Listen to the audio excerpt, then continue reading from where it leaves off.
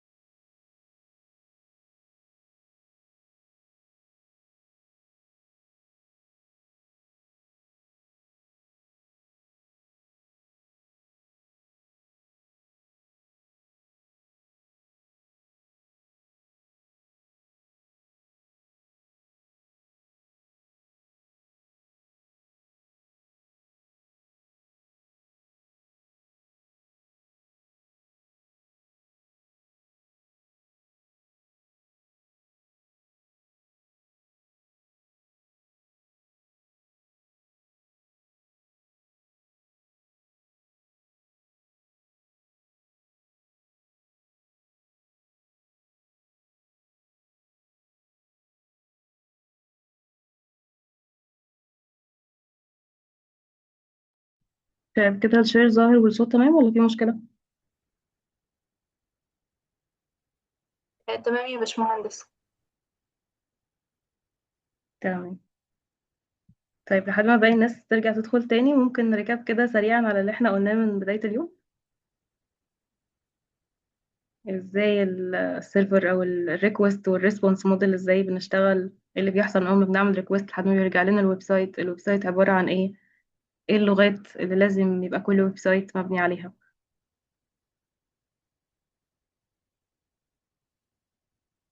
وتاني انا ما عنديش مشكلة في انه حد يقول حاجة غلط، انا بس عايزة اتناقش معاكم في ايه اللي وصل لكم، بقيتوا شايفين الموضوع ازاي دلوقتي وكده.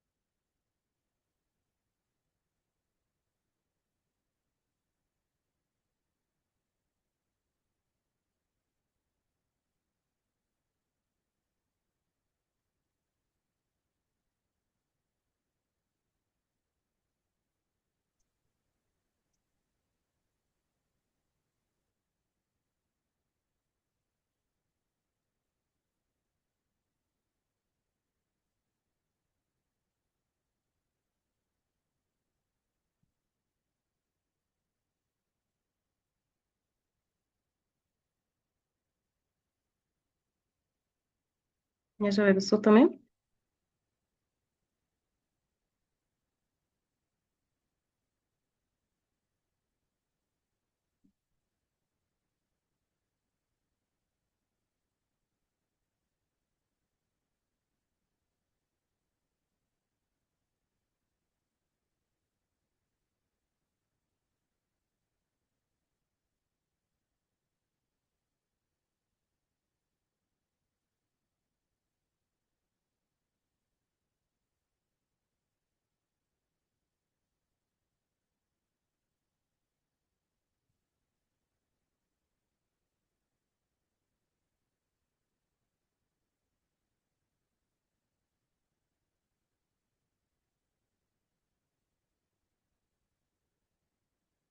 طيب خليني انا ريكاب سريعا. احنا قلنا دلوقتي ان احنا علشان نعمل اي ريكوست بيكون في موديل او في ستراكشر معين كده بيحصل او سيناريو معين.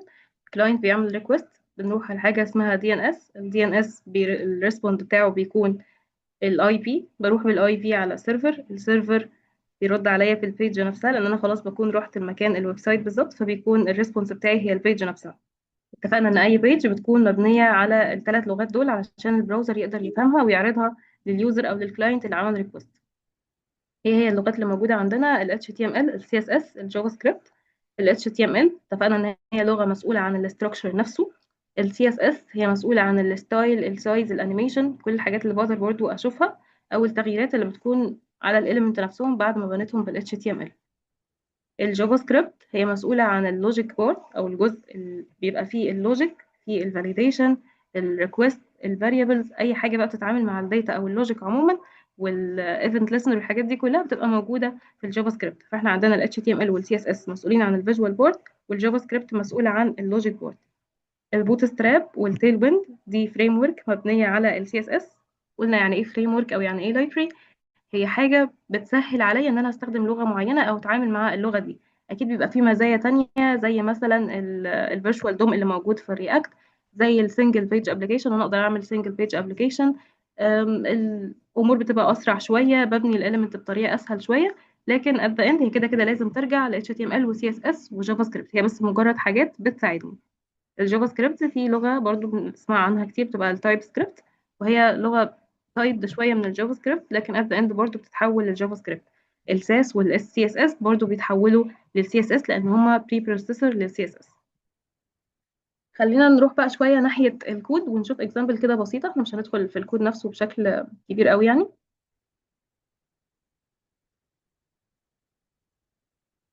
طيب اول حاجة خالص، انا علشان ابدأ دلوقتي اعمل فايلز انا محتاجة مثلا HTML و CSS وجافا سكريبت. ازاي اعرف الجهاز بتاعي ان انا عايزه اعمل فايل للغه دي، او ان انا دلوقتي بكتب اللغه دي؟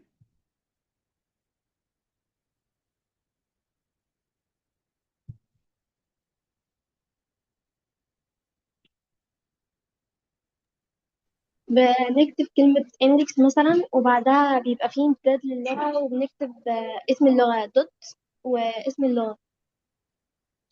بالظبط، اللي هي الاكستنشن بتاعت الفايلز نفسه. فانا علشان اعرف الجهاز بتاعي ان انا دلوقتي الفايل ده عاملاه للغه دي وبكتب فيه اللغه دي، فبيكون ليه اكستنشن. يعني ايه اكستنشن؟ اللي هو الامتداد بتاع الفايل.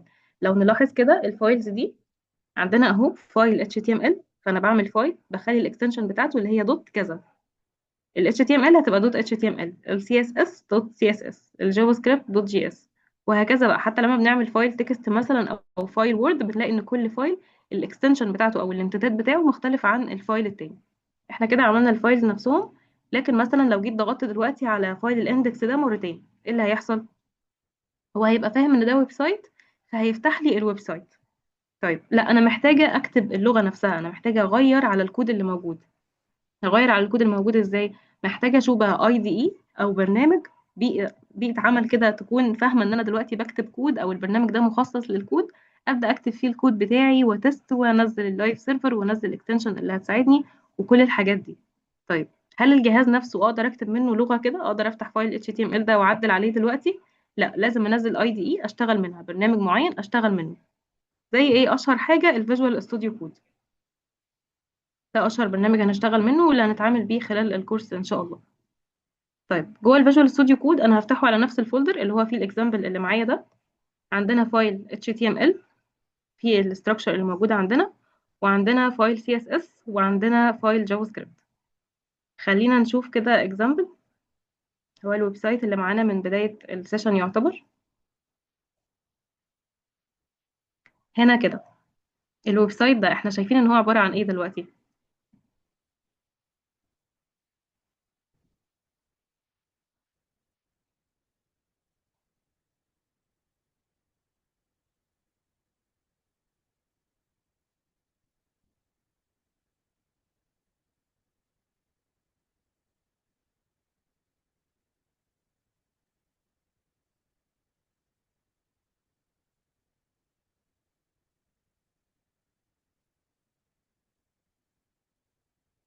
يا شباب، عن HTML و CSS. تمام. هو HTML و CSS في برضه جافا سكريبت، بس انا قصدي الجزء اللي ظاهر اللي احنا شايفينه عموما مكون من ايه؟ الاليمنت اللي موجوده فيه. ما هو مكون من الاتنين دول، لأن لما ضغطت عليها ما فيش حاجة تانية ظهر. انا مش قصدي لغات، انا فاهماكي، مش قصدي لغات، قصدي element. الصفحه نفسها ايه اللي موجود فيها، ايه اللي نقدر نبنيه. يعني مثلا احنا هنا في البيج دي مفيش عندي غير بutton بس، button وجوه تكست، صح كده؟ ده الجزء اللي ايوه انا قصدي تمام. عليه، ايوه. مش قصدي كلغات، انا قصدي كإيلمنت. فاحنا ايوه لو جينا تمام. هنا دلوقتي بصينا في لغة ال HTML هنلاقي فعلا ان اول حاجة فيها البutton ده، ومكتوب فيه start session، وموجود فيها التكست اللي مكتوب ده. لو ضغطت على البطن دي هلاقي ان ظهر لي الجزئية دي، هي برضو انا بنيها في ال HTML اهي. div موجود فيه element اللي هو ال H1 بقى، او الهيدنج اللي هو التايتل بتاعي الكبير ده، والتكست العادي اللي هو الباراجراف العادي اهو. دي كده الاليمنت اللي انا بنيتها بال HTML. طيب الديزاين، ان انا عايزه البطن ده يكون لونه ابيض، الكلام يكون لونه بيربل، يكون عنده كيرف، لما اجي اقف عليه بالماوس كده يكبر شويه، الديف ده يكون بالشكل ده، الباك جراوند تكون بالتدريجه بتاعه الالوان دي. دي سي اس اس. لو جينا هنا للسي اس اس هنلاقي ان هو هنا مثلا كده البادي اهو، بيقول لي ان هو هيبقى تدريجه الالوان دي، هيكون مثلا بشكل كولوم. انا عايزه البطن فوق وبعدين الديف تحته اهي، هنلاقي الجزئيه دي بعيدا عن الكود نفسه يعني. الهايت هيكون عايزه بارتفاع الشاشه كامله. البطن مثلا هيكون ليه ستايلز معينه. خلينا نشوف الحاجات اللي نقدر نفهمها كده من غير ما نكون حد يعني كتب كود قبل كده. او هنا بيقول لنا ان الباك جراوند هيكون لونها وايت، الكلام نفسه هيكون بيربل، البطن نفسه هيكون ليه كيرف، الحاجات دي كلها. هنا كده البطن هوفر، اللي هو لما اروح اقف على الماوس كده شويه انا عايزه اعمل سكيل، هزود السكيل بتاعه البطن ده فهيكبر معايا سنه علشان احس ان الويب سايت بيتفاعل معايا. طيب ده كله كده ستايل بس. هل لما ضغطت على البطن ده وظهر الديف، الجزئيه دي HTML و CSS ولا جافا سكريبت؟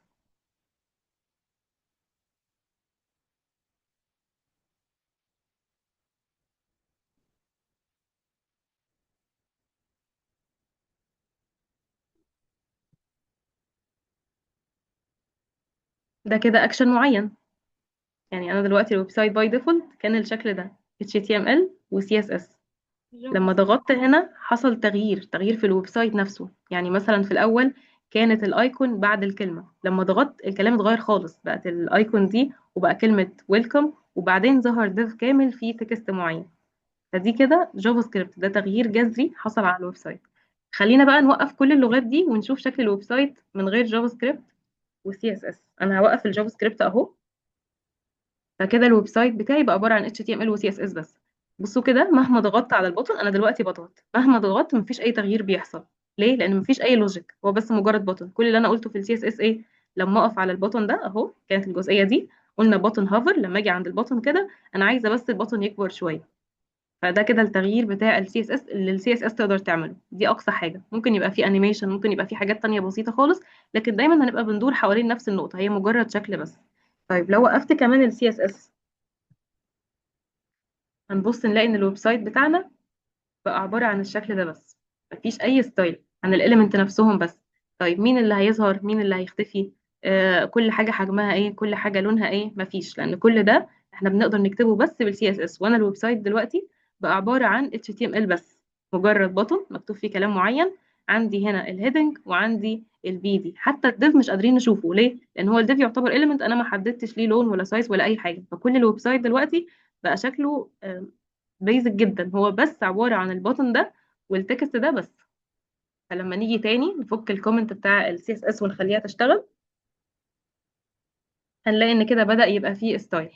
طيب هضغط هنا مفيش اي تغيير بيحصل لانه لسه مفيش لوجيك بيقول لي لما اضغط هنا يسمع الضغطة دي ويغير الكونتنت بتاع الويب سايت نفسه. هنرجع نروح للجافا سكريبت ونرجع الكود بتاعنا تاني يشتغل عادي.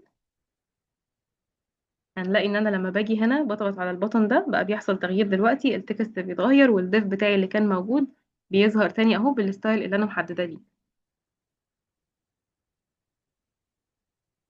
لحد كده الدنيا تمام ولا لسه في حاجة صعبة محتاجين نعيدها تاني؟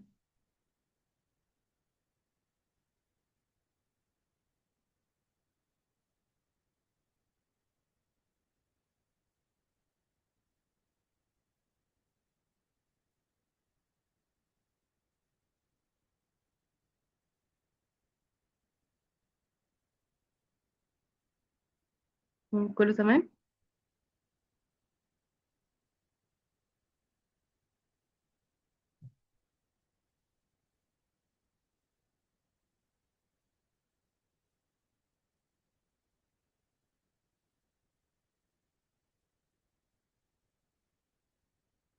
تمام، انتوا بتكتبوا في الشات، ما اخدتش بالي، سوري. تمام. طيب، حد عارف اول ويب سايت اتبنى كان عبارة عن ايه، او شكله عامل ازاي، او تتوقعوا ايه الحاجات اللي كانت موجودة في اول ويب سايت؟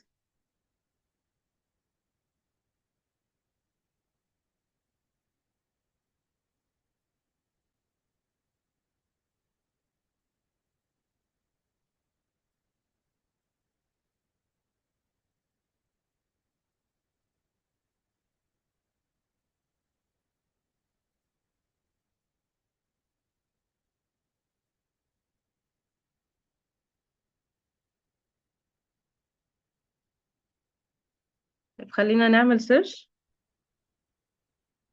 على الفيرست ويب بيج ونشوف اول ويب سايت كان شكله عامل ازاي.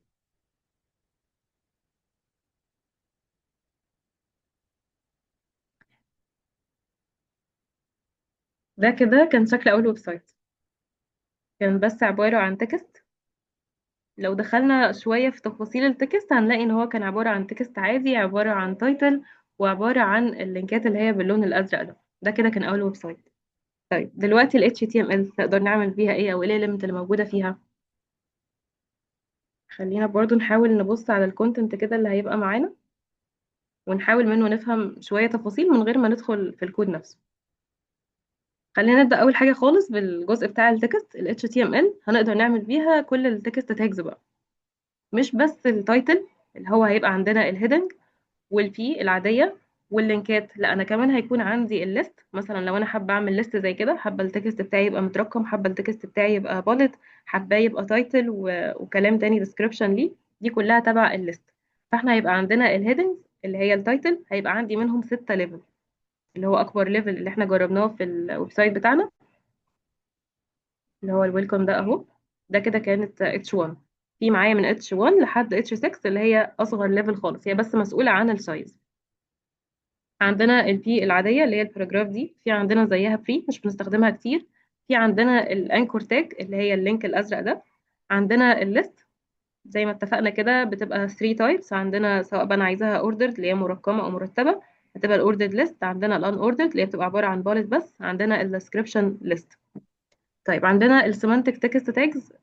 دي تفاصيل بقى في التكست نفسه. لو انا عايزه التكست عليه خط، عايزه التكست عليه هايلايت، عايزه التكست يبان مثلا فيه تحته خط، التكست مايل شويه، حاجه زي مثلا رمز ال H2O، عايزه ال2 تبقى لتحت، عايزه مثلا زي الباور الاثنين تبقى فوق. دي كلها تفاصيل جوه التكست تاجز نفسها. بعد كده اقدر ابني بال HTML تيبل. عندي التيبل، عندي كمان الميديا. ده كده كله عبارة عن الحاجات اللي هي تحسوا شوية ان هي تكست. طيب الميديا، اقدر اضيف صورة، اقدر اضيف فيديو اوديو، اقدر اضيف ايكون، واقدر كمان اضيف الاي فريم. طيب ايه هو الاي فريم؟ الاي فريم ده بيبقى اقدر اضيف جزء من ويب سايت جوه الويب سايت بتاعي، او مثلا اجيب فيديو من اليوتيوب، او اعرض خريطة. خلينا نشوف مثلا اكزامبل زي الويب سايت ده كده. الويب سايت ده سيمبل خالص، كله HTML و CSS بس، ما فيهوش جافا سكريبت خالص. هنا كده دي كلها element عادية اهي، دي كلها تكست، دي ميديا صورة، ده بutton، دي برضو الايكونز اهي تكست عادي. نفس الكلام نفس الكلام لحد ما ننزل لتحت. يبقى كده عندنا الماب اهي، دي بتيجي بالاي فريم.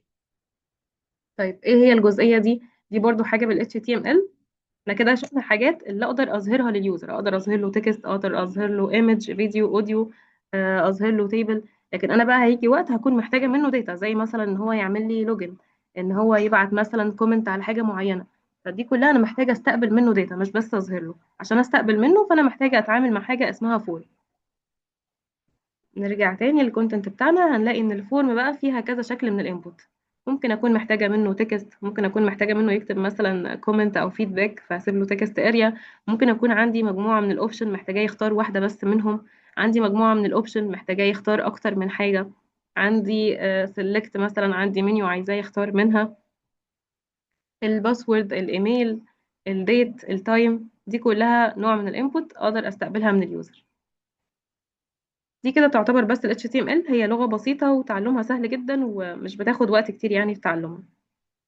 هي مسؤولة عن الاستراكشر زي ما اتفقنا، فببني بيها الاليمنت. بعد كده هنبص على ال CSS.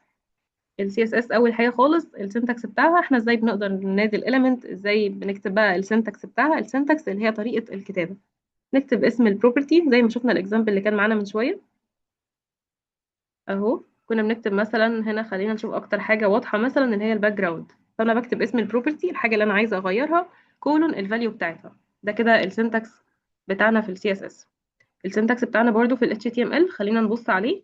اي تاجة من اللي احنا قلناهم بقى، سواء تيبل، بutton، div، h1 p، اي تاجة كلهم ليهم نفس الشكل. HTML سهلة جدا. فبنعمل open tag اللي هو اسم التاج اهو. مثلا انا هكتب هعمل button، خلينا في البutton اسهل حاجة، انا هعمل button. فهعمل open tag اسمها button، اللي هي اصغر من اكبر من في النص اسم التاجة. بعد كده هكتب الكونتنت اللي انا عايزاه يظهر جوه البutton ده. بعد كده هنبدأ نعمل نفس التاج تاني اللي هي الكلوز تاج. بس الفرق ما بين الاوبن تاج والكلوز تاج ان انا عندي الرايت سلاش دي قبل كلمة بطن. نفس الكلام هنلاقيه برضو عند ال H1. هنلاقي تاج اسمها H1 الاوبن تاج اهي، التكست اللي انا عايزاه يظهر لليوزر. بعد كده هقفل التاجة بتاعتي اللي هي رايت سلاش وبعد كده H1 تاني. نفس الكلام برضو هنلاقيه عند البي، التاجة اللي هي فيها التكست العادي، اوبن تاج الكونتنت الموجود جوه البي، بعد كده الكلوز تاج اللي هي رايت سلاش والبي تاني. ده هنلاقيه على كل ال HTML اهي. طيب الاستراكشر بتاع ال HTML نفسها، تاجة HTML بتشيل البيج كلها وبتتقسم لجزئين، جزء هيد وجزء بودي. جزء الهيد ده مسؤول عن ايه؟ مسؤول عن الداتا بتاعت الويب سايت نفسها. يعني مثلا الويب سايت ده انا عايزه الانكودنج بتاعته تكون كذا، الويب سايت ده انا عايزه اسم التابة نفسها يكون كذا، الويب سايت ده انا عايزه اربطه بصفحة CSS كذا. فاي بيانات عن الويب سايت نفسه عموما دي بتبقى في الهيد. طيب الجزء بقى اللي هيظهر لليوزر، لا ده بيبقى البودي بتاع الويب سايت. اي حاجه هتظهر لليوزر بتكون موجوده هنا في البودي، بutton، div، image، فيديو، تيبل، list، اي حاجه هتبقى موجوده عندنا في الجزئيه دي في البودي. يبقى احنا عندنا ال HTML بتتقسم لهيد وبودي، ودي الاليمنت اللي موجوده فيها. احنا خلاص بصينا عليها اللي هي التكست، الميديا، التيبل، الفورم، كل الاليمنت الاساسيه اللي هتبقى موجوده في الويب سايت. طيب ال CSS شفنا برضو الشكل بتاعها او السنتكس بتاع الكتابه بتاعتها. هي بقى عباره عن ايه؟ اول حاجه فيها نحتاج نتعامل معاها او نعرفها هي الالوان. ازاي بنكتب الالوان في السي اس اس؟ هنلاقي ان عندنا كذا سيستم، ان انا ممكن اكتب اسم اللون عادي، ممكن اكتب الدرجه بتاعته، ممكن اكتب الكود. كده كده كلها طرق في الاخر هتوديني لدرجه معينه من اللون، فاقدر اتعامل مع اللون ده. طيب اللون ده احنا ممكن نحتاجه في التكست نفسه، ممكن نحتاجه في الباك جراوند زي ما شفنا.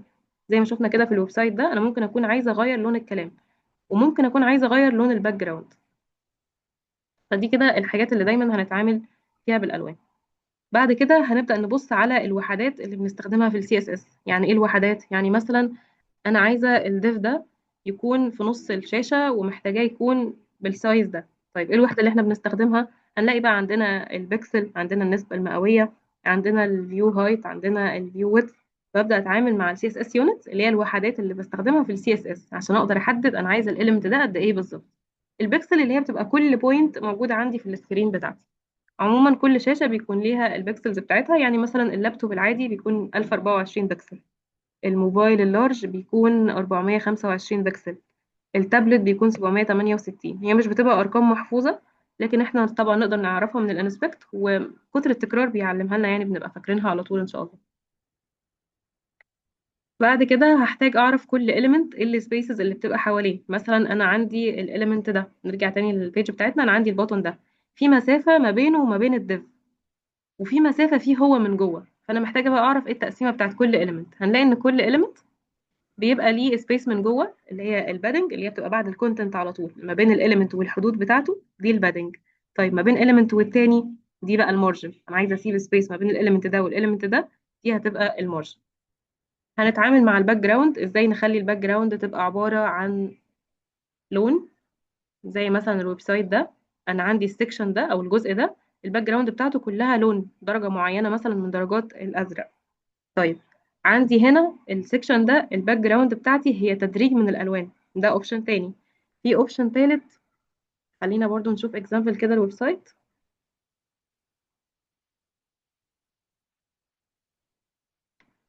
مثلا الويب سايت ده هنا الباك جراوند بتاعتي بقت عباره عن ايمج، ولا هي لون ولا هي تدريج من الالوان، كده بقت عباره عن ايمج. ده برضو المسؤول عنه السي اس اس.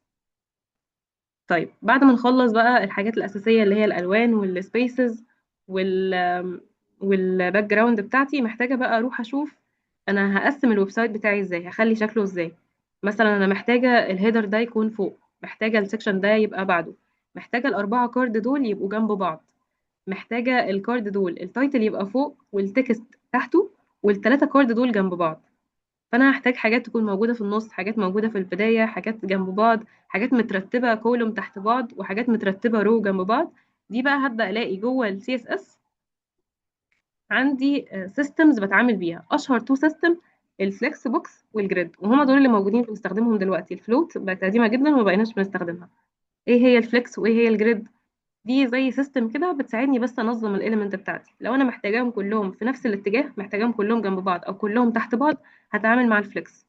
طيب محتاجه مثلا اخلي زي الويب سايت ده كده،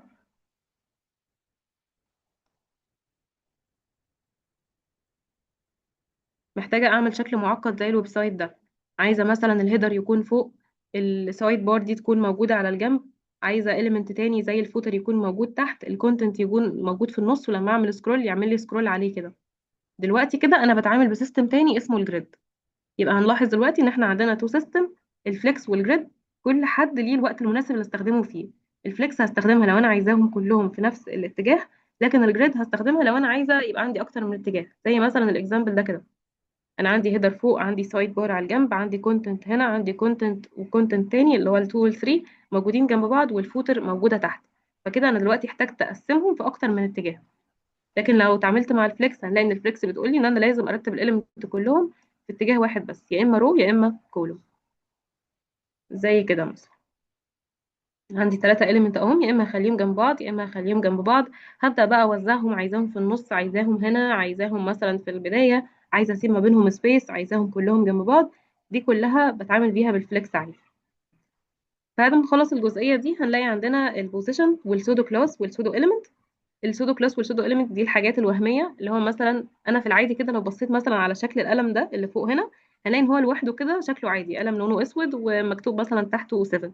طيب انا عايزه لما اروح اتحرك بالماوس كده عنده من غير ما اضغط عليه، انا لسه مش هعمل اي اكشن، عايزه بس لما اروح بالماوس يعمل لي عليه هايلايت كده، ويبقى فيه لون معين وفيه باك جراوند وفيه بوردر ومش عارفه ايه. كل الحاجات دي هنلاقي برضو ان هي تبع السي اس اس، فهي معتمده على اكشن اليوزر عمل. دي كده السي اس اس والاتش تي ام ال، او الحاجه الفيجوال بارت يعني اللي احنا ممكن نشوفها. في برضو عندنا في السي اس اس الانيميشن، بس طبعا مش هنعرف نمثلها هنا بإيليمنت يعني او بجراف. الجافا سكريبت برضو هتبقى مسؤولة عن اللوجيك. ممكن نشوف مثلا على نوشن،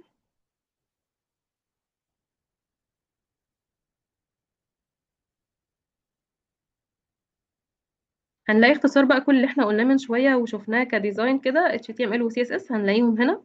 ممكن برضو ابقى اديكم اللينك ده لو عايزين تبصوا على الكونتنت. هنلاقي اهو ان ال HTML فيها هنتكلم فيه عن الاستراكشر، التكست تاجز، الميديا، الفورم، الكونتينر. يعني عشان ما ندخلش في تفاصيل كتيرة، دي كل التفاصيل اللي موجودة جوه ال HTML. بعد كده ال CSS نفس اللي احنا قلناه برضو، السنتكس، الكولر، التكست ستايلز، الباك جراوند، الفليكس بوكس والجريد. الميديا كويري دي اللي هي مسؤولة يعني عن أحجام الشاشات، لما بتنقل من لابتوب لموبايل لتابلت أنا مش عايزة الديزاين بتاعي يبوظ فببدأ أعمل تغييرات معينة، دي بتبقى بالميديا كويري. الترانزيشن والترانسفورم والانيميشن دول كلهم يعتبروا بيريليتوا لنفس الحاجة، إن هو بعمل انيميشن أو تغيير على الإليمنت بتاعي، أو بخلي مثلا إليمنت يتحرك لوحده. ببدأ ويب سايت فعايزة تكست معين يبدأ يتكتب، زي مثلا البورتفوليو ده. أنا عايزة لما أبدأ الويب سايت بتاعي ده يبقى فيه بوردر كده. انا بس نصغر السكرين دي. لو بصينا هنا كده هنلاقي ان في بوردر اهو، مجرد ما ببدا الويب سايت بيبدا يلف كده لوحده. لما باجي اقف على الاليمنت ده مثلا بيتحرك بيكبر كده من مكانه، بقف على الايكون دي لونها بيتغير، بيظهر لي حاجه معينه. دي كلها بقى تبع الهوفر. هنا مثلا كده عندي الاليمنت دول بيبداوا يتحركوا لوحدهم، ده كله تبع الانيميشن. اي حاجه بتحصل لوحدها في الويب سايت من غير ما انا اعمل اكشن معين، دي كلها تبع الانيميشن. لكن ان انا يستنى مني بقى ان انا اروح اقف على البطن او اعمل هوفر مثلا على الجزئيه دي من غير ما اضغط تاني، من غير ما اعمل اي اكشن، انا بس بقف بالماوس، دي كده تبع السودو كلاسز اللي هي الحاجات الوهميه، حاجه مش موجوده انا بستنى اكشن يحصل من اليوزر عشان ابدا اظهرها له. بعد كده هنبدا نتكلم عن الجافا سكريبت برضو، هنشوف السنتكس بتاعها، ازاي بنعرف الفاريبلز بتاعتنا، ازاي بقى نقدر نكتب كلمه معينه لليوزر او نظهر اوتبوت معين. انا مثلا عايز اجمع رقمين وعايزه اشوف النتيجه بتاعتهم. ممكن اشوف النتائج دي فين؟ ممكن اشوفها في الويب سايت نفسه اللي هي الدوكيومنت، ممكن اعمل فيها اليرت على الصفحه كلها اللي هي بتبقى الويندو، او ممكن اروح اشوفها في الكونسول. الكونسول دي بتبقى جزء ايه زي خفي كده بس للديفلوبر. الديفلوبر وهو شغال بيتست فيه الداتا بتاعته ويشوف فيه الاوتبوت. هنشوف ايه هي الداتا تايبس المختلفه.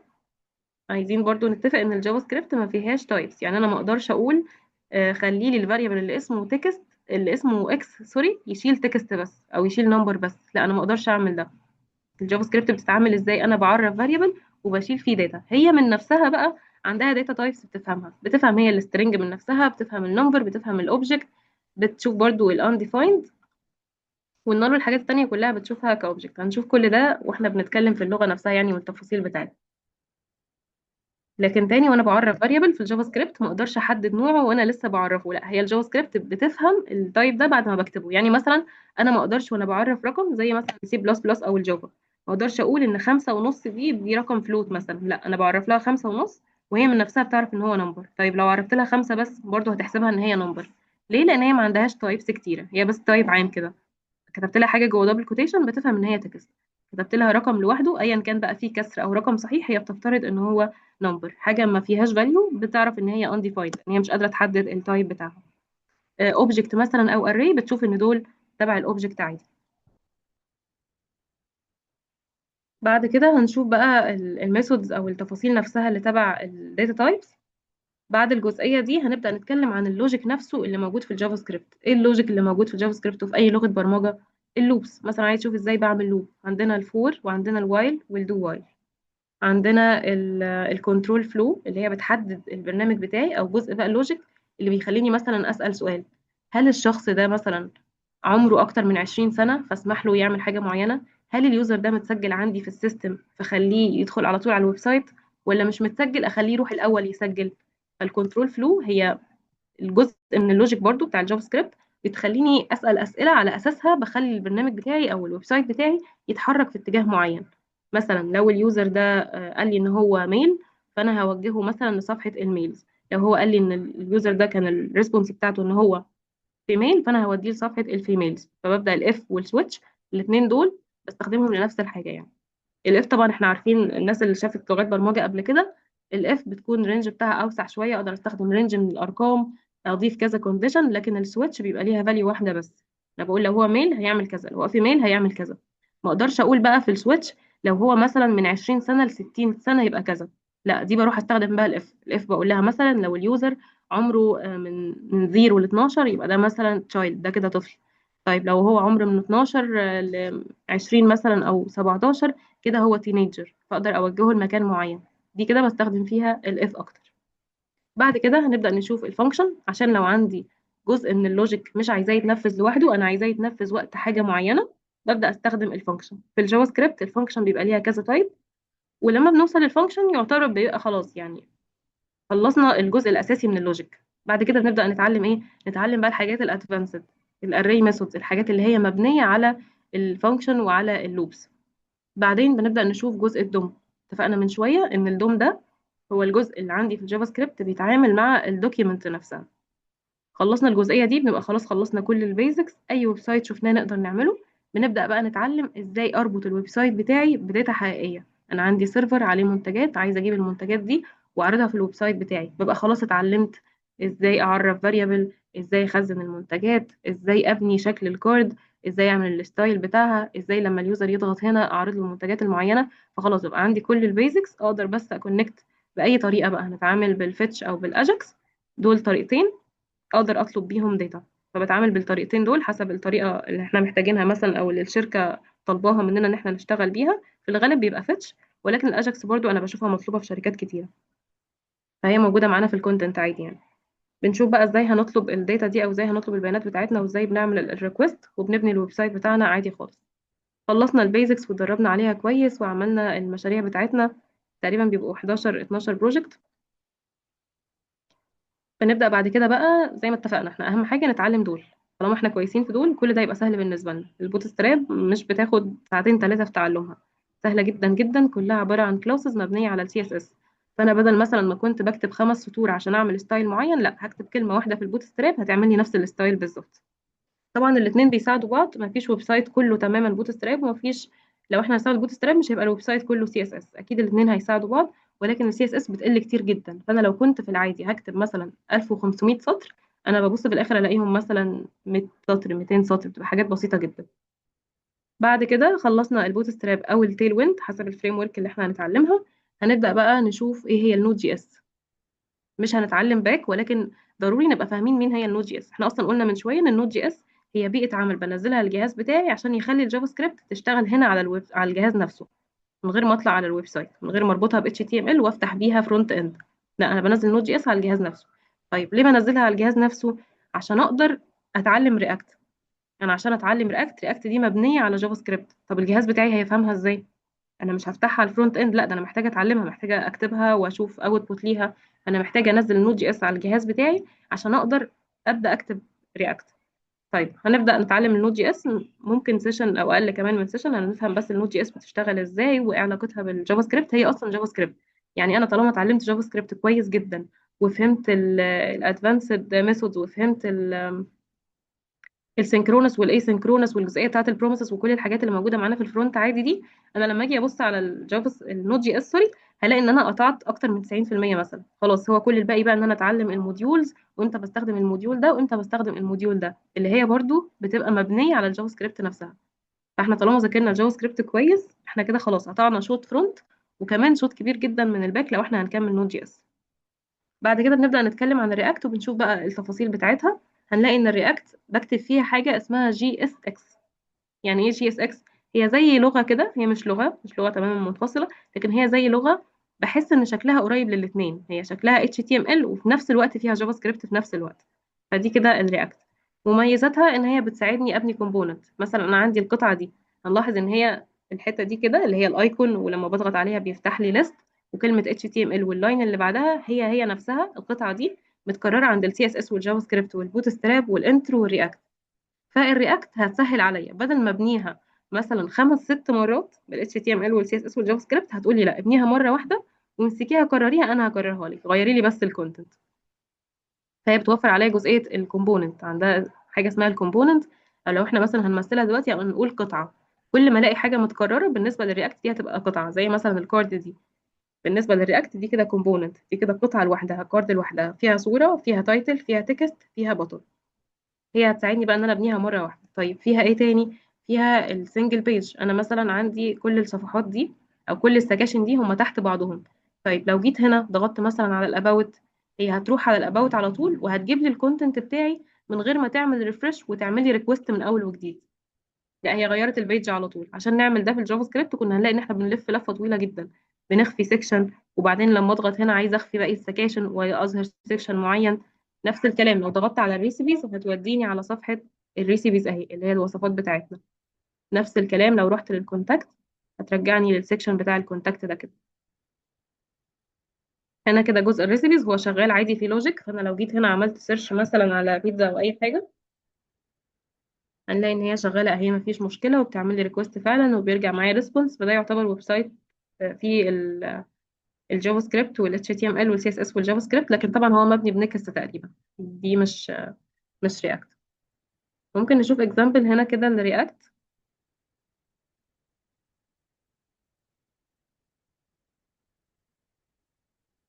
ممكن نلاقي مثلا الويب سايت ده او الويب سايت ده كمان،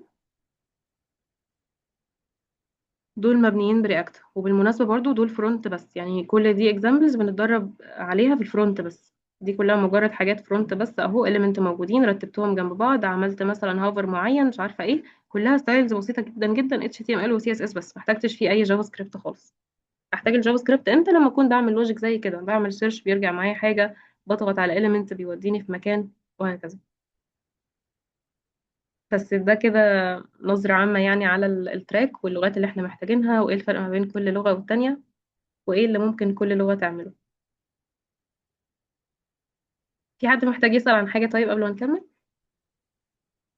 هبعت لكم لينك ايه يا روان؟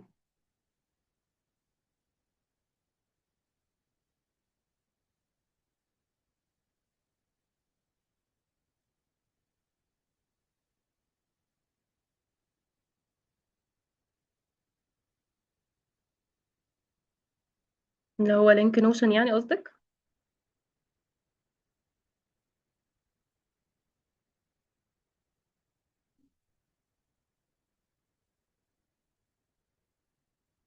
طيب هرسله لكم بعد الورك شوب على طول، او بعد السيشن على طول. هكلم الباشمهندس بس يفتح المسج وهرسلكم على طول.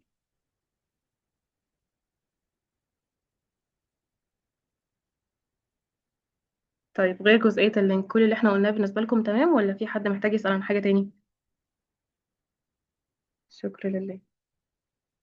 اي حاجة حوالين التراك، مش شرط بس الحاجات اللي احنا قلناها. انا عارفة ان ممكن يكون فيها حاجات بالنسبة لكم حاليا صعبة او توف قوي، او انتوا مش فاهمين ايه اللي احنا قلناه ده، لكن بشكل عام اتمنى تكون الصورة بقت واضحة بالنسبة لكم كتير يعني عن الاول.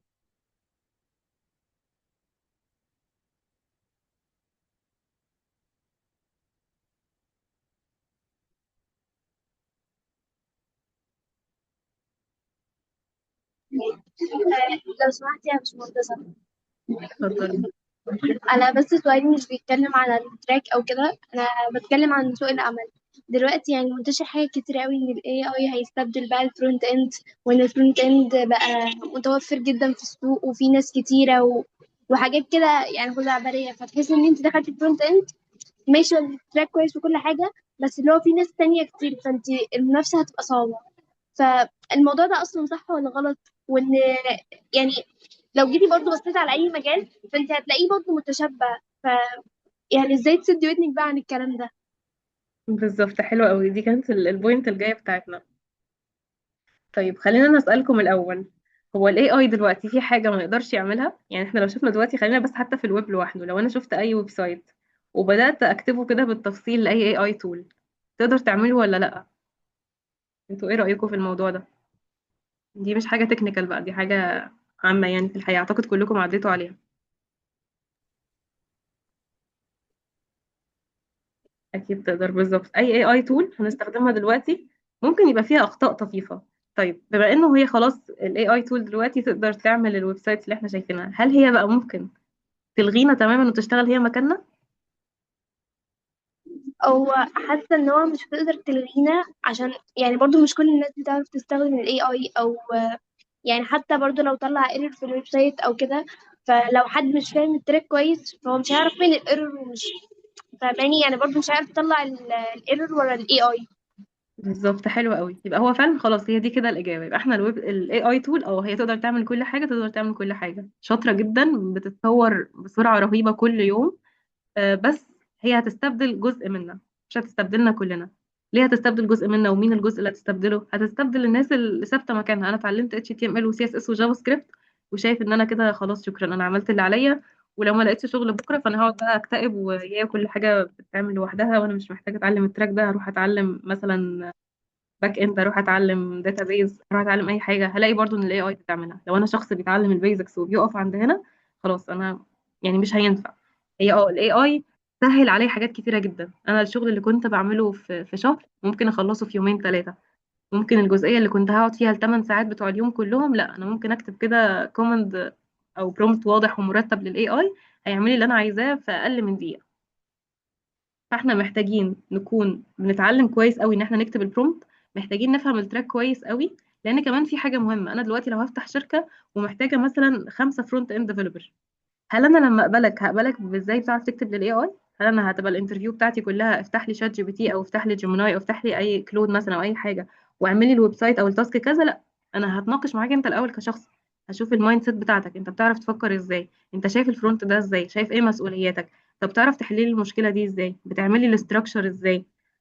بعد كده بقى هبدأ اشوف طب انت بتدخل اي اي ولا لا.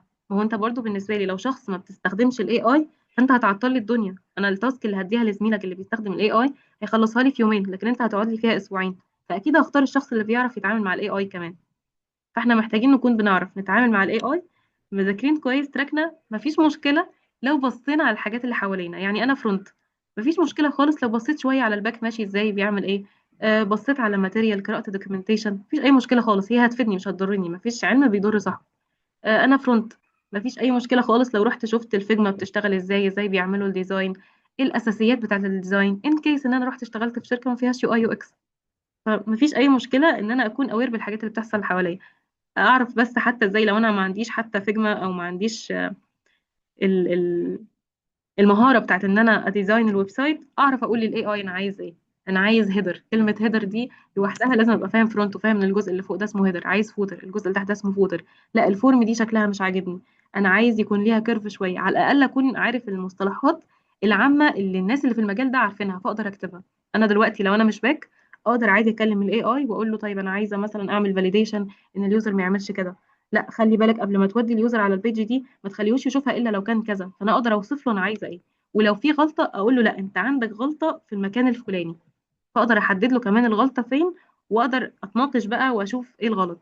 امتى احدد بقى ان انا ممكن شخص اعتمد على الاي اي؟ احنا كده اتفقنا ان انا هعمل لك انترفيو اتاكد ان انت فاهم التراك، فاهم التراك كويس جدا، مش بس عارف اللغات وعارف الفرق ما بين كل لغه والتانيه، عارف الحاجات العاديه اللي كل الناس عارفاها واي طالب مثلا في اولى تانية يبقى عارفها. لا انا محتاجه تكون شخص فاهم، اقدر اقول لك ايه الفرق ما بين السينكرونس والايسينكرونس، ليه استخدم في الحاله دي السينكرونس وليه استخدم في الحاله دي الايسينكرونس، ليه فكرت بالطريقه دي وما فكرتش بالطريقه دي، ليه الفيتش، ليه الاجاكس، يعني ايه بروميس. محتاجه اسالك في الكور نفسه اتاكد ان انت فاهم كل حاجه عشان اتاكد ان انت عديت على كل المشاكل، فلما نبقى قدام مشكله كبيره اقدر اتناقش انا وانت فيها، تقدر تتناقش انت والاي اي وتفهمني هو عمل ايه. لان اكيد احنا اتفقنا ان كلنا لازم هنعتمد على الاي اي خلاص، بس مش اعتماد تام، احنا هنعتمد عليه في ان هو يسهل علينا الشغل بتاعنا. طيب لما انت هتعتمد على الاي اي انا محتاجه اعرف بقى لو الاي اي ده عمل لك مشكله، انت هتعرف توصل للمشكله ولا لا؟ ان كيس حصلت مشكله مثلا في كلود وكلود كله وقع وما بقيناش عارفين نشتغل بيه النهارده، الشركه بتاعتنا دي هتقف ولا الديفلوبر اللي عندي يقدروا يكملوا، يقدروا يوصلوا يعملوا ديباج مثلا، يوصلوا للغلطه فين، يصلحوها، ي...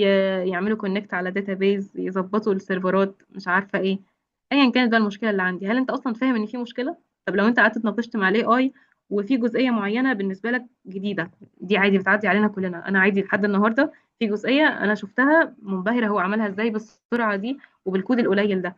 طيب هل لو انا بقى شفت الجزئيه دي ورحت سالت الاي اي انت عملتها ازاي وشرح لي ولقيت ان انا مش فاهماها خالص خالص، مش فاهمه اصلا اتش تي ام ال دي ازاي ولا السي اس اس ولا الجافا سكريبت، وقاعده فيها يومين مش فاهمه ولا كلمه، لا ده معناه ان انا في جزئيه عندي فيها خلل، انا مش وحشه ومش فاشله، بس انا الجزئيه دي عندي فيها خلل محتاجه ارجع اذاكرها تاني علشان بس اكون خلاص كده الاي اي ضاف لي فعلا، انا كده اعتمدت عليه وهو ضاف لي لكن ما استبدلنيش، انا شفت منه حته جديده قدرت ادور عليها. فانا كمان يعني زي ما انا هكون متعلمه التراك كويس، هكون بعرف اتعامل مع الاي اي كويس، هكون بعرف اوصل لغلطاتي وبتقبلها، انا تقبلت ان الجزئيه دي انا مش فاهمها. كمان محتاجه مهاره مهمه جدا جدا ان انا هروح اعرف بقى ادور على المهاره دي. انا النهارده خلصت التراك وعملت 5 مشاريع وبصيت لقيت مثلا البروميس انا مش فاهمها خالص، مفيش اي مشكله خالص ان انا اقعد اتعلمها، ايا كان بقى طريقه التعلم هروح اتعلم من اليوتيوب مفيش مشكله، في انستراكتور او مثلا زميل ليا او صديق انا عارفه ان هو شاطر في الجزئيه دي، مفيش اي مشكله خالص ان انا اروح اقول لحد معلش عيد لي الجزئيه دي او لو تقدر تشرح لي الجزئيه دي، طبعا لو وقته متاح. لو في انستراكتور مثلا هيديني السيشن دي مفيش اي مشكله.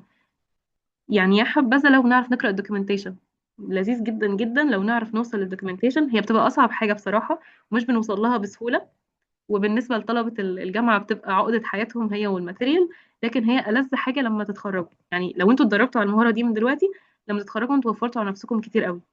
انت اتعلمت ازاي تقرأ المعلومة من السورس بتاعها بالشكل الصعب جدا المعقد جدا اللي كتبها بيها صاحب اللغة. فانت يعني كده بنبقى وصلنا لليفل بصراحه بيبقى ممتاز جدا جدا، ان انا اقدر افتح الدوكيومنتيشن ما اتوترش لما اقراها عادي، انا عارفه ان هي بتبقى صعبه في البدايه وكل الناس بتشوف ده، عشان كده الدوكيومنتيشن هي بتبقى اخر طريقه تعلم مثلا ممكن نلجأ لها، لكن هي بتبقى اخر طريقه تعلم كمان هتلاقوها عند الناس اللي هي مذاكره كويس قوي، فهي شايفه ان كل الفيديوهات بتقول نفس المعلومه، كل الانستراكتور بيقولوا نفس المعلومه. لو انا مثلا ما قعدتش فضلت ما بين انستراكتور والتاني، فانا محتاج بقى اروح اشوف مثلا كتاب، اروح اشوف الدوكيومنتيشن واقرا المعلومه دي بالتفصيل واتعلمها واصبر على التعلم، يعني دي حاجه مهمه قوي. يعني اللي هيخلينا فعلا مميزين احنا بنصبر ان احنا نتعلم، بنصبر ان احنا نغلط، مش النهارده اتعلمت ال3 لغات دول عايزه ابني ويب سايت اروح بسرعه اقول للاي اي يبنيه لي، فما بكره لو الاي اي غلط انا اصلا ما جربتش اغلط انا نفسي عشان اعرف اصلح الغلطه بتاعته. فانا محتاج برضو اعرف اتناقش مع الاي اي، ادور على المعلومه، اتعلم المعلومه صح، ارجع تاني اخلي الاي اي يشرحها لي، مفيش اي مشكله لو خدت الدوكيومنتيشن كده كلها كوبي بيست ورحت اديتها للاي اي وقلت له اشرح لي الدوكيومنتيشن دي بطريقه مور سيمبل مثلا، اديني اكزامبلز، اخدت اكزامبل وحلتها انا، كده انا الاي اي ساعدني في انه يعرفني الغلطه بتاعتي، ساعدني في ان هو يشرح لي المعلومه بشكل موضح اكتر، ان هو وجهني انا محتاجه اتعلم ايه. هو كده ما استبدلنيش خالص، هو بس ساعدني، هو بقى تول بتساعدني في الشغل، بتساعدني في التعلم، بتساعدني في كل حاجه، لكن ما استبدلتنيش. لو اعتمدت عليها بعد ما يفوت سنه انا هكون اصلا نسيت انا بكتب كود ازاي. هتلاقوا ان في اخر سنه دي كل الشركات مثلا اللي معينه ديفلوبرز بيشتغلوا بس اي اي، هم نفسهم اصلا الديفلوبر بيحس انه انا ما تضيفليش حاجه، انا مجرد حد قاعد بيستخدم حاجه مبنيه، انا عماله اقول له اعمل لي كذا كذا، بعد سنه انا نسيت حاجات كتيره. فالافضل ان احنا حتى لو اعتمدنا على الاي اي مفيش مشكله، انا خليت الاي اي عمل لي بروجكت مثلا ان احنا مضغوطين في الوقت، مفيش مشكله ان انا اقعد بقى اشوف الكود ده اتبنى ازاي. بعد ما نخلص كده ونسلم التاسك اللي علينا اشوف الاي اي ده عمل لي ايه بالظبط، طب ليه عمل الجزئيه دي بالشكل ده. اكيد اكيد كل شويه هيبقى في حاجه مختلفه، الاي اي اصلا بيتطور بسرعه جدا وبيبني الحاجات بشكل اشطر مع الوقت، فبتبقى في حاجات جديده مفيش مشكله ان انا ابص عليها، اروح اسيرش الحته دي اتبنت ازاي، اجرب انا اطبقها، اقرا عنها اكتر، اعمل افكار شبهها اكتر، مفيش اي مشكله. كده كده الاي اي احنا لازم نستخدمه، بس انا مش هقبلك في الشركه بتاعتي لو انت ما بتعرفش اصلا تتناقش معايا، ما بتعرفش تغلط، ما بتعرفش تفرق ما بين الغلط والصح، امتى تكتب كذا وامتى ما تكتبش كذا، وليه ده وليه مش ده. بس يعني اتمنى تكون الصورة دي بقت واضحة بالنسبة لكم دلوقتي. ما تقلقوش، هو فعلا التراك كلها بقى فيها ناس كتيرة، والاي اي عموما ومجال الكمبيوتر ساينس بقى فيه ناس كتيرة جدا، لكن ما فيش مشكلة، دي حاجة حلوة مش حاجة وحشة. يعني مثلا كل ما بيبقى فيه حاجة بتسهل علينا الدنيا الطلبات بتزيد أكتر. يعني مثلا زمان احنا كنا ممكن نعمل ويب سايت نطلب منه حاجة معينة، لا دلوقتي بقى فيه ويب سايت لكل حاجة، وكل حاجة مفصلة. أنا في الأول كنت بكتب مثلا عنواني، دلوقتي لا أنا عايز الماب هي اللي تختار عنواني، لا أنا عايز الأوبشنين. في الأول أنا كنت بضيف رقم تليفوني، دلوقتي لا أنا هضيف لك التليفون والإيميل وكذا. نفس بالظبط فكرة السيارة، لو السيارة مثلا ما بتقدرش تمشي كتير أو بطيئة، أنا كنت هعمل الرحلة دي في أسبوعين مثلا. طيب لما توفر سيارات أحسن بتسهل عليا الدنيا أكتر، فلا ده أنا بدل ما كنت هروح المحافظة اللي جنبي، أنا هختار مثلا اليومين الجايين دول أنا هروح دولة تانية، بقى في طيارات، لا ده أنا هسافر العالم بقى وأخلي أجازاتي وفسحي في أماكن أبعد. فكل ما كانت الدنيا أسهل كل ما طلبات اليوزر أو البشر نفسهم بتزيد، فدي حاجة بتخلق لنا فرص أكتر، بس محتاجة ناس بتواكب بقى ده. انا لقيت لغة جديدة، لقيت حاجة جديدة فاتعلمها عشان اقدر اماتش مع اللي بيحصل كده في الدنيا والتطورات اللي بتحصل. مش لازم ابقى اشطر حد، لكن على الاقل ابقى اوير باللي بيحصل حواليا. مفيش حد عارف كل حاجة في الدنيا، ومفيش حد شاطر، مفيش حد فاشل، لا كلنا بنحاول وبطريقة ما هنوصل ان شاء الله يعني. بس اتمنى تكون كانت سيشن خفيفة واستفدتوا منها ووضحت لكم شوية عن التراك. يا ريت لو حد عنده سؤال ما يترددش ان هو يسأله. طبعا انتوا معاكم رقمي، انا معاكم على الجروب، اي حد يحتاج اي حاجة في اي وقت يقدر يرسل لي، وانا هرسل لكم برضو اللينك بتاع نوشن ولينك البورتفوليو بيبقى فيه كل التواصل. وبس فرصة سعيدة، اشوفكم ان شاء الله على خير بقى في ورك شوبس تانية او في الكورس في اي فرصة ان شاء الله. حد عنده سؤال او محتاج يستفسر عن حاجة؟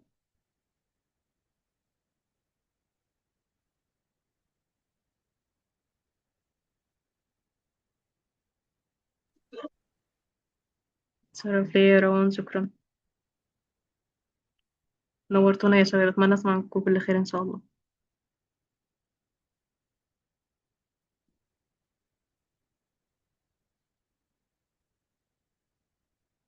على ايه بس، شكرا لكم انتوا. شكرا جدا يا باشمهندسة، تعبناكي معانا والله، شكرا. ولا اي حاجة، شكرا لكم، بالتوفيق.